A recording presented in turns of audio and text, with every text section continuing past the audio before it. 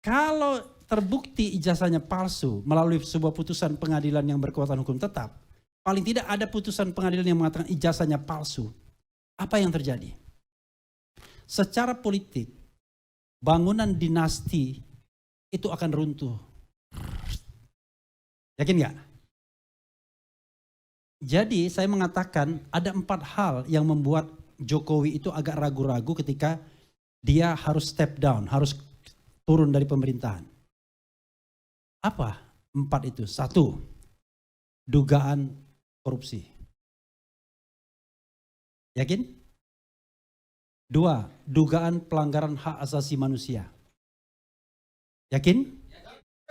Yang ketiga adalah legacy dia yang harus diselesaikan, misalnya proyek-proyek besar seperti IKN, kereta cepat dan lain sebagainya yang sudah diijon duluan. Yakin nggak? Makanya dia ngotot agar proyek itu tetap berlanjut. Nah yang keempat adalah bangunan dinasti politik dia. Kalau ijazah ini terbukti dan rakyat Indonesia paham bahwa selama ini mereka dibohongi, kira-kira apa yang akan terjadi? Saya tidak memprovokasi, tapi ini menganalisis. Mungkin nggak terjadi penjarahan? Seperti yang dialami oleh para anggota DPR hanya karena joget-joget aja. Bayangkan, joget-joget aja itu dijarah rumahnya. Bagaimana kalau rakyat tahu bahwa ijazahnya benar-benar palsu? Bisa bayangkan nggak? Tiba-tiba kemudian orang datang ramai-ramai ke Solo, melakukan yang namanya street justice, pengadilan jalanan, datang ke Jakarta, kantor sebuah partai, ya kan? Kemudian datang ke Medan, kantor pemerintahan, maka hancurlah dinasti politiknya. Nah itu yang sebenarnya dikhawatirkan oleh dinasti ini, oleh Jokowi kalau seandainya ini terbukti.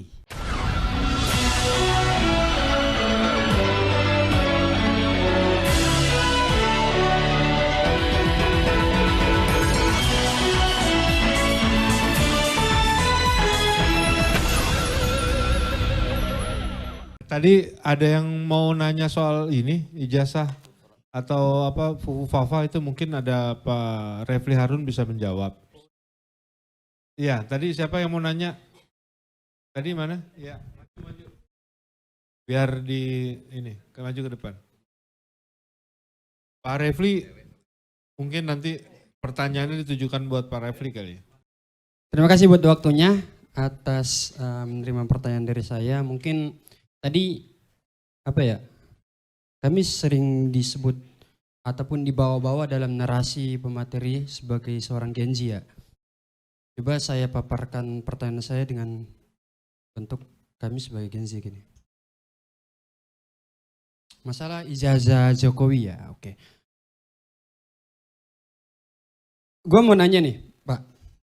Soal masalah ijazah Jokowi nih.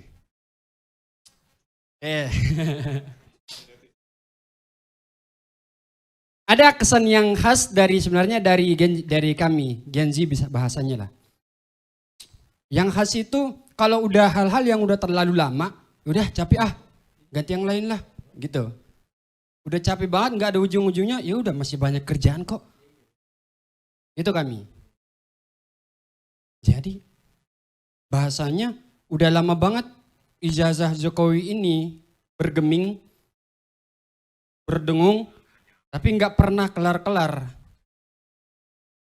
Padahal misalnya nih ada Kang Bahlul. Dia juga punya kasus yang serupa dengan soal akademik dia, doktor di UI, tapi kelar juga dengan etik UI-nya. Tapi kenapa yang satu ini kok susah banget dah gitu. Itu yang jadi pertanyaan. Jangan pada akhirnya kan kami sebagian sih apaan sih kayak gini, udah bodo amat ini akhirnya kan UGM berarti masuk angin, ya udahlah, udah masuk angin tanpa lagi mungkin karena dia pejabat tinggi banget nggak bisa lagi diurusi lagi, ya udah ganti yang lain lah bahasannya. Itu bahasa kami. Jadi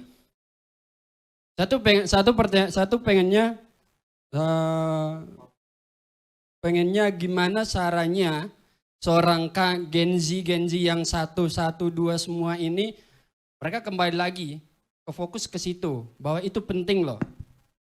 Pertanyaannya, bahwa itu penting, gimana cara ngajaknya? Karena kalau nggak penting-penting amat, ngapain juga dipikirin, ya kan? Tuh. Yang kedua, seberapa penting juga masalah fufafa ini. Oke, terima kasih. Jadi begini, makasih ya. Ada kesempatan untuk menjelaskan sedikit. Satu ya, mengapa soal ijazah ini penting? Nah, ini this is the question sesungguhnya ya. Banyak orang mengatakan ngapain sih? Bahkan ada anggota DPR mengatakan, memang kalau ijazahnya palsu, memang mau apa katanya? Ada yang begitu kan? Ya.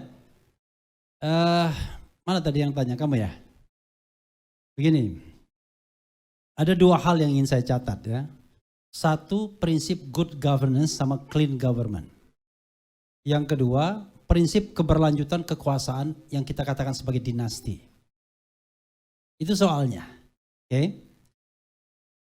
Pertama, soal good governance sama clean government. Jadi good governance, clean government atau tata kelola pemerintahan yang baik. Bisa bayangkan enggak? Sekelas Indonesia yang katanya the third world largest democratic country in the world, kan kita mengaku sebagai negara demokrasi terbesar nomor 3 di dunia setelah Amerika Serikat dan India, atau setelah India dan Amerika Serikat, karena dihitung dari jumlah penduduknya kan. Tiba-tiba administrasi pemerintahnya nggak karu-karuan. Ada seorang presiden yang berkuasa selama 10 tahun, tetapi dengan administrasi yang nggak benar. Coba bayangkan, kok bisa? Untuk jabatan presiden loh. Tapi di negara lain kan tidak perlu requirement ijazah dan lain sebagainya. Iya, tapi as long as dia ada di undang-undang itu harus ditaati. Ya kan? Benar nggak? Anda ada nggak persyaratan lulus kuliah? Ada kan IP-nya? Berapa? Minimal. Masa sih 3,0? Lulus kuliah Anda minimal 2,0. Pak Jokowi mengaku IP-nya nggak nyampe 2 katanya. Iya, mesti kan nggak lulus dia kan. Coba bayangkan administrasi pemerintahan kita buruknya minta ampun. Kita bicara tentang tata kelola pemerintahan yang baik. Ya. Yang kedua adalah di masyarakat, saya ingin sigi ya di antara kawan-kawan semua. Saya bilang kawan-kawan ya, karena teman gue kan ini. Kawan-kawan. Kawan-kawan mana yang percaya kalau ijazah Jokowi asli? Jangan terpengaruh saya loh. Mentang-mentang saya lawyernya Roy Rismond dan Dr. Tifa. Yang percaya bahwa ijazah Jokowi asli. Saya balik. Yang tidak percaya, yang percaya bahwa ijazah Jokowi palsu. Itu di tangan. Kalian khas mahasiswa Indonesia, yaitu skeptis. Yang tahu tidak tahu juga tidak, ya kan? Jadi in between, ya kan? Kalau kamu percaya asli atau palsu?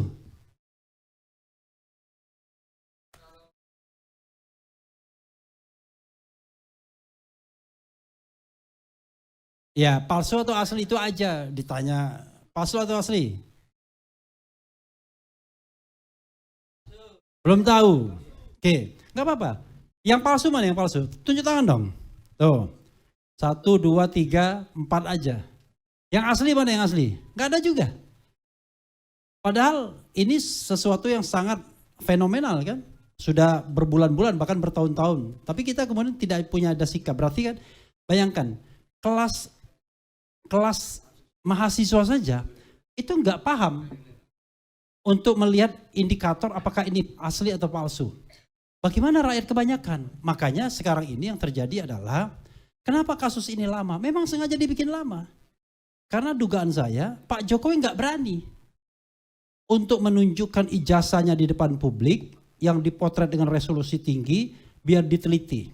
Beraninya menunjukkan di gelar perkara khusus yang tertutup, tidak boleh difoto, tidak boleh disentuh. Saya waktu itu hadir kan sebagai leading lawyer di sana. Coba bayangkan. Apa yang Anda bisa pikirkan?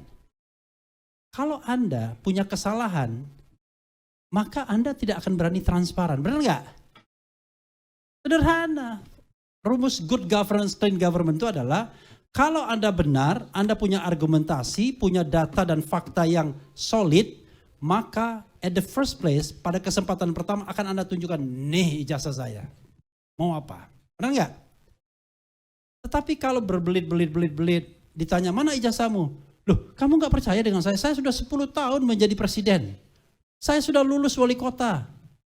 Mana ijazahmu? Kamu nggak percaya? Ini teman-teman saya adakan reuni. Padahal masalahnya sederhana, ijazahnya tunjukkan. Itu persoalannya kan? Dan unfortunately, Pak Gatot waktu jadi Panglima TNI di bawah Presiden Jokowi tidak sempat memeriksa ijazahnya. Itu satu, ya, good governance, clean government. Paham ya? Tata kelola pemerintahan yang baik. Anda rela nggak? Tiba-tiba rektor Anda ternyata ijazahnya abal-abal. Rela nggak? Nggak rela kan?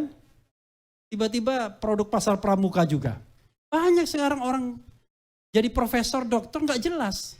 Kompetensinya nggak jelas. Maka tepuk tangan buat Pak Gatot yang menolak untuk gelar doktor tadi. Dokter humoris causa ya kan? Dokter humoris. Nah itu satu. Yang kedua, kalau terbukti ijazahnya palsu melalui sebuah putusan pengadilan yang berkekuatan hukum tetap, paling tidak ada putusan pengadilan yang mengatakan ijazahnya palsu. Apa yang terjadi? Secara politik, bangunan dinasti itu akan runtuh. Yakin nggak?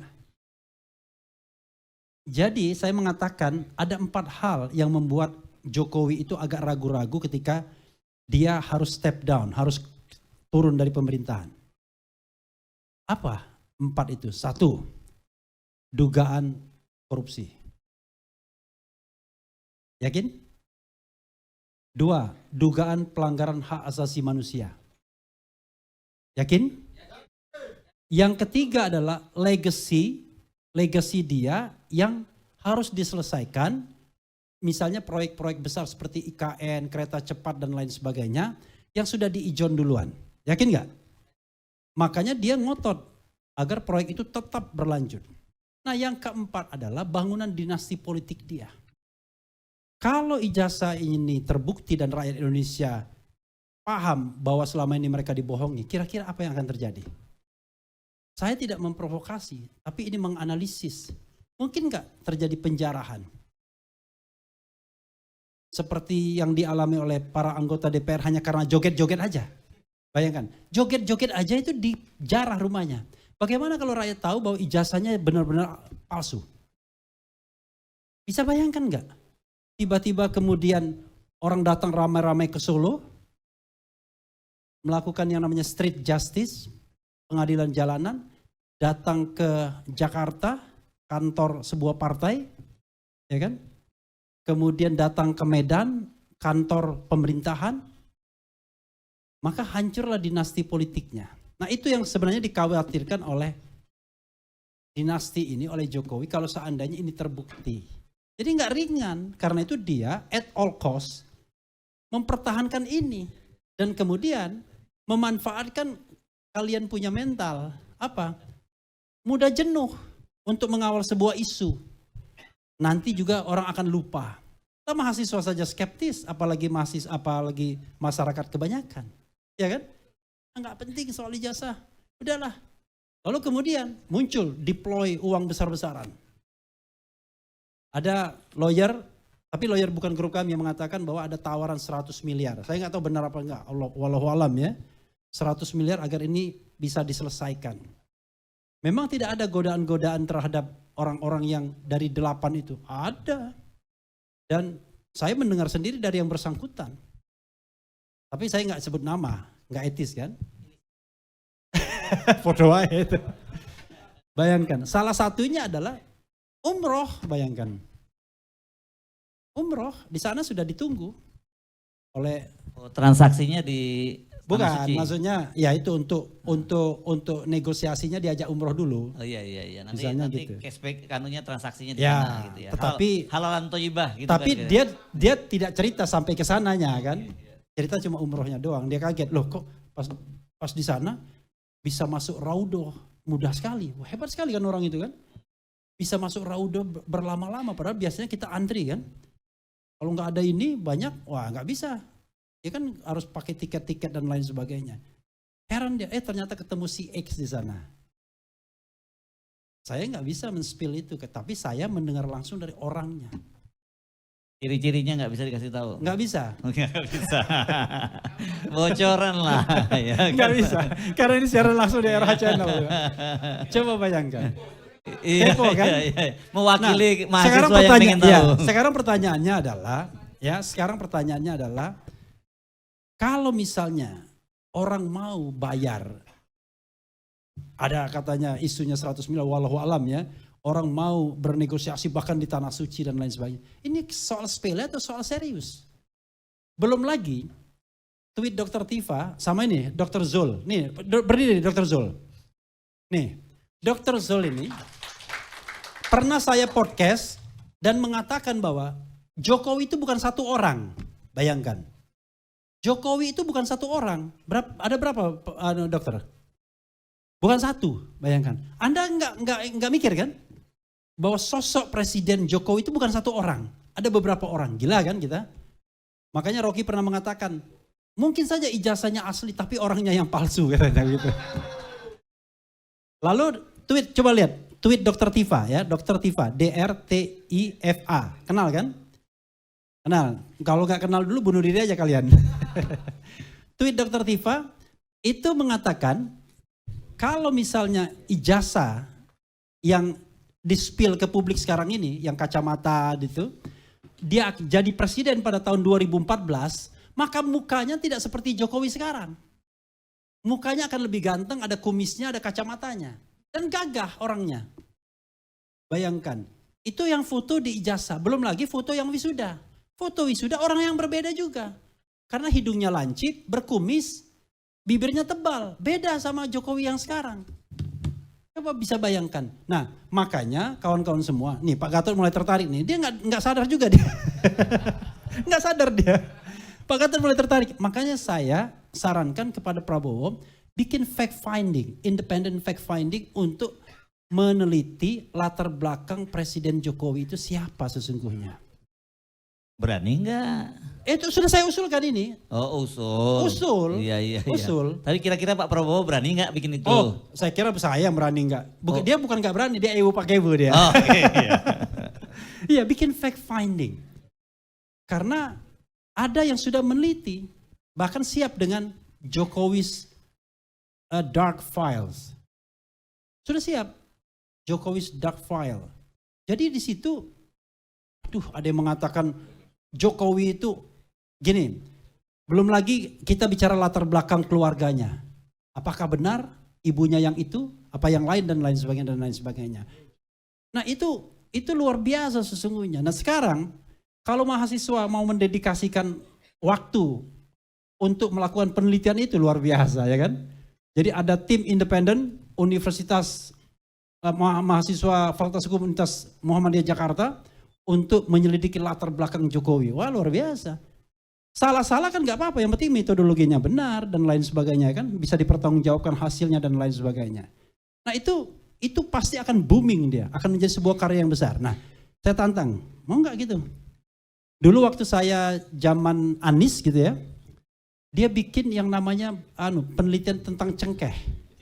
Iya. Zaman Tommy. Iya, dulu kan Tommy Soeharto melakukan tata niaga cengkeh untuk mengatakan bahwa dengan tata niaga itu harga cengkeh akan terjaga dan lain sebagainya. Lalu mahasiswa UGM pada waktu itu senat mahasiswanya Anies bikin tim independen mahasiswa yang membuktikan sebaliknya. Nah itu kan konstruktif. Nah sekarang daripada kalian berteriak-teriak di jalanan, ya kan gantung Jokowi, adili Jokowi, udah diam-diam saja bikin tim penelitian yang menyelidiki, yang meneliti latar belakang Jokowi. Yakin pasti dapat. Kan cuma Solo aja nanti. Ya Solo mungkin agak Singapura sedikit mungkin ya. Dan lain sebagainya. Nanti yang akan memfasilitasi Pak Gatot. Minimal fasilitasi doa. Doa dan gesture kekuasaan. Dan power ya kan. Itu saja, makasih. Wassalamualaikum warahmatullahi wabarakatuh. Waalaikumsalam warahmatullahi wabarakatuh. Memang cadas dan keren ya. Oke, Saya tahu masih banyak yang penasaran soal Jokowi dan sebagainya, tapi apa boleh buat, kita dibatasi oleh waktu. Terima kasih atas kehadiran Anda semua, terima kasih atas kesabaran Anda semua, terima kasih atas kesabaran kami semua juga. Oke, bagaimanapun juga senang ketemu dengan adik-adik ini, mahasiswa Gen Z, yang saya lihat sebenarnya kalau lihat wajah-wajahnya sih bukan wajah-wajah generasi emas atau generasi cemas, bukan. Tapi generasi, kalau saya lihat wajah generasi tanda tanya. Ya. Sampai ketemu lagi, saya Hersbun Arif, ucapan terima kasih. Saya serahkan ke Mbak dan Mas pembawa acara. Assalamualaikum warahmatullahi wabarakatuh.